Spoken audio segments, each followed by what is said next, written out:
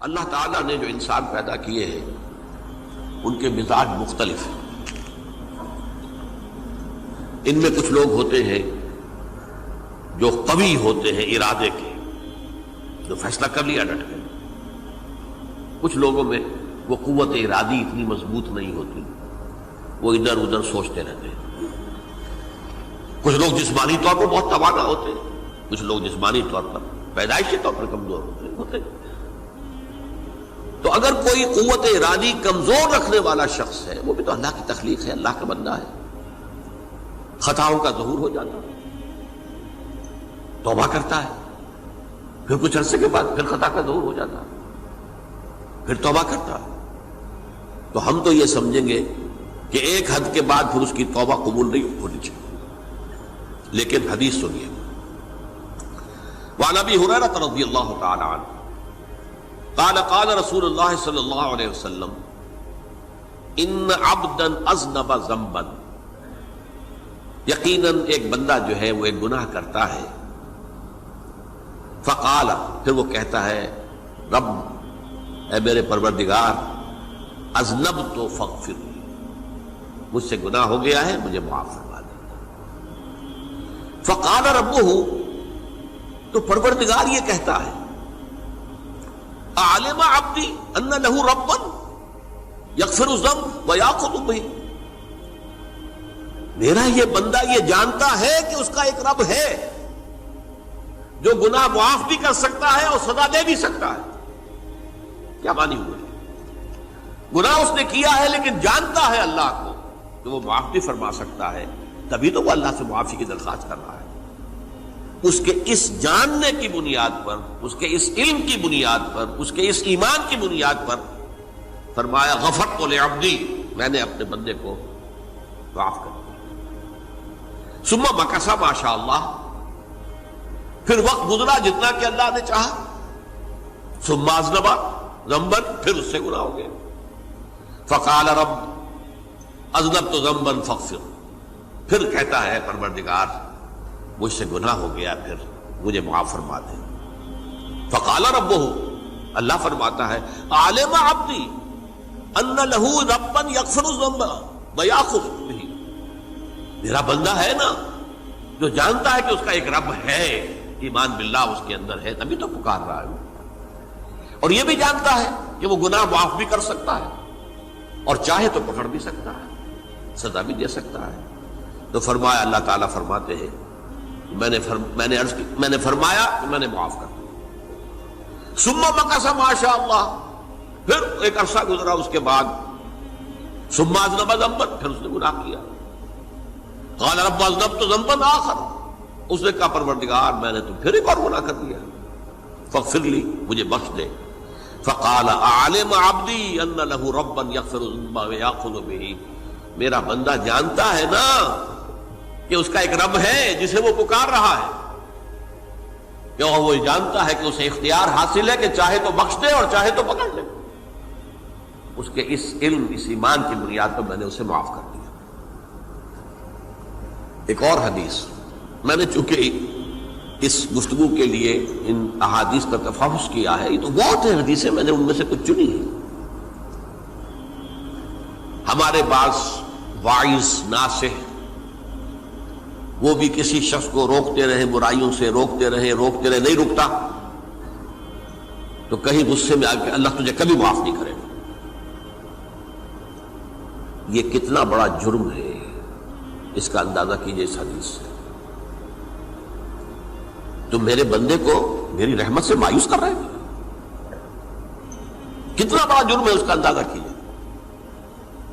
یہ مسلم شریف کی روایت ہے عن جندب، حضرت جندب رضی اللہ تعالی عنہ سے، ان رسول اللہ صلی اللہ علیہ وسلم حدث، کہ اللہ کے رسول صلی اللہ علیہ وسلم نے ایک واقعہ بیان کیا.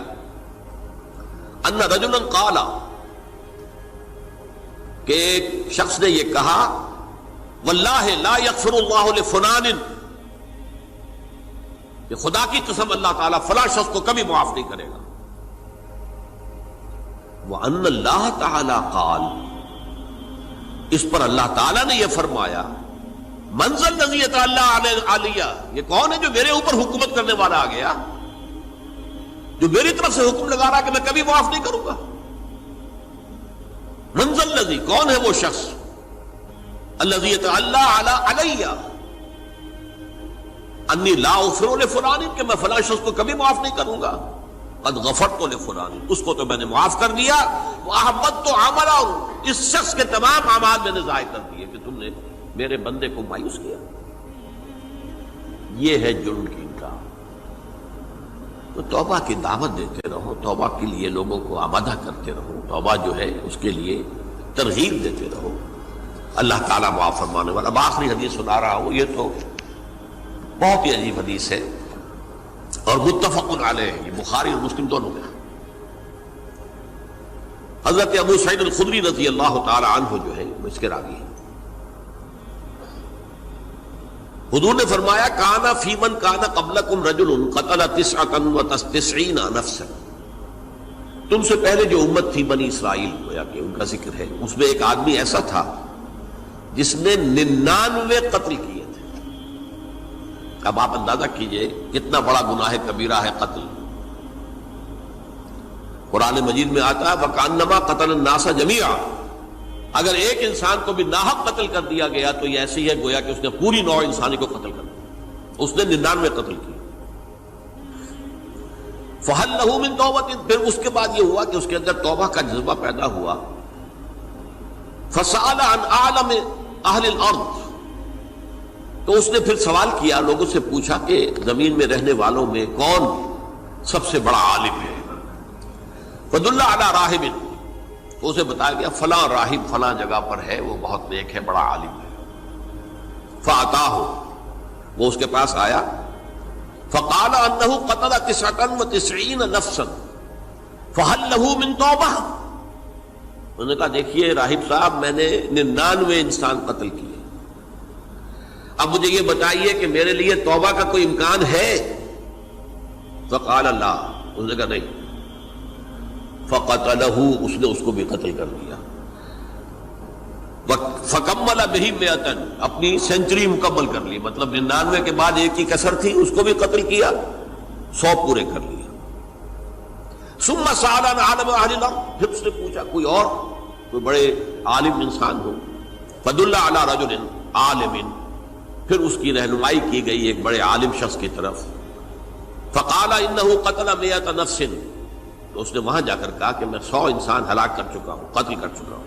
فَهَلْ لَهُ مِن تَوْبَةٍ، میرے لیے توبہ کا کوئی امکان ہے؟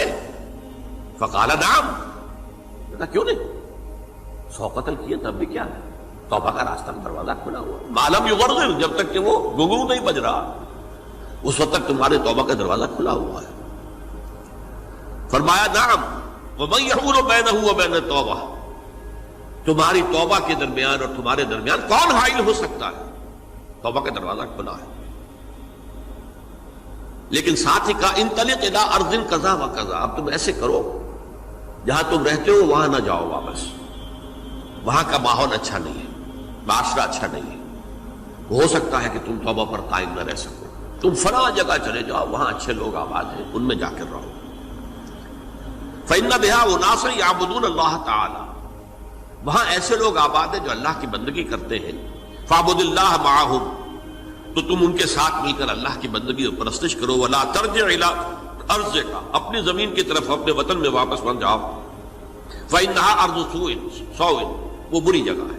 فانطلقا، تو وہ چل پڑا، ہجرت کر رہا ہے، اس جگہ جا رہا ہے جہاں کا راہب نے بتایا تھا۔ حتی اذا نصف الطریق، جب آدھا راستہ اس نے پورا کر لیا، اتاہ الموت، موت آ گئی۔ فاختصمت فیہ ملائکۃ الرحمت و ملائکۃ العذاب، اب وہ جہنم کے فرشتے بھی آ گئے اس کی جان قبض کرنے کو، اور جنت کے بھی آ گئے۔ فقالت ملائکۃ الرحمہ، رحمت والے جو فرشتے ہیں جنت والے، انہوں نے کہا جا تائبا مقبلا بقلبہ للہ تعالی، یہ شخص توبہ کر کے اللہ تعالیٰ کی طرف ہجرت کر رہا تھا، اس لیے اس کی نیت کی بنیاد پر اب یہ جنتی ہے، لہذا اس کی روح ہم قبض کریں۔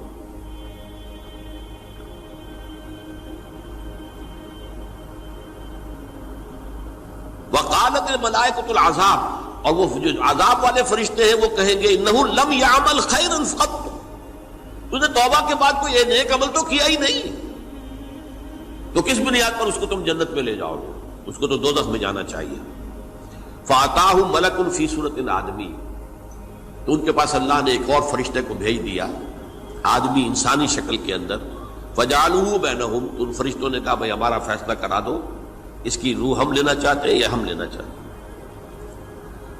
انہیں حکم بنا لیا۔ فَقَالَ قِيسُوا مَا بَيْنَ الْأَرْضَيْنِ فَإِلَىٰ أَيَّتِهِمَا كَانَ أَقْرَبَ، کہ تم فاصلہ ناپ لو جہاں سے وہ چلا ہے اور جہاں جا رہا تھا اور یہاں اس کی موت ہو رہی ہے، تو کون سا فاصلہ زیادہ ہے؟